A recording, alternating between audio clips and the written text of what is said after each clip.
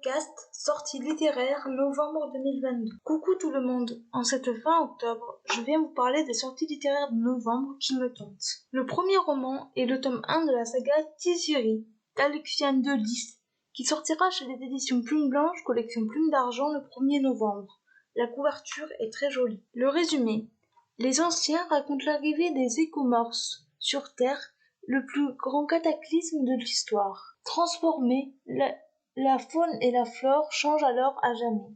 Ainsi, chaque plante répond à l'appel de ses envahisseurs et se ligue contre les humains, survivants qui, afin de continuer à exister, ont trouvé refuge dans un cratère au cœur du continent africain, sous un dôme protecteur.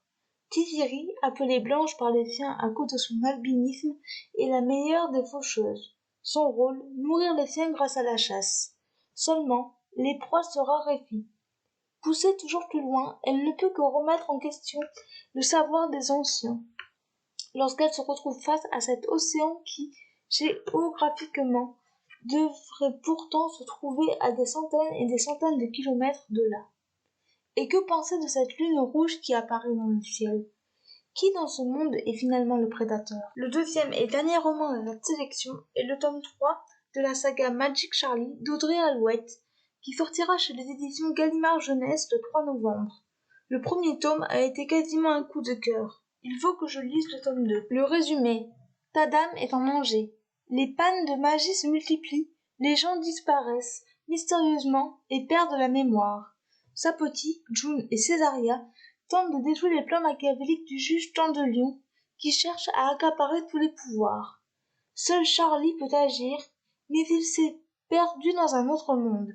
Sapoti et ses amis réussiront-ils à le retrouver pour contrer l'académie et que, enfin, justice soit faite? Cabane à pâte de poulet, noix surprise, apocalypse et troll tricheur aux cartes. Le final ensorcelant de Magic Charlie. Pour ce mois, il y a très peu de sorties littéraires qui me tentent, mais ce n'est pas grave. N'hésitez pas à me dire ce qui vous fait envie. Voilà, c'en est tout pour ce podcast. J'espère qu'il vous aura plu. N'hésitez pas à me donner votre avis et vos commentaires sur YouTube, à vous abonner à la chaîne, et je vous retrouve très bientôt pour un nouveau podcast. Ciao!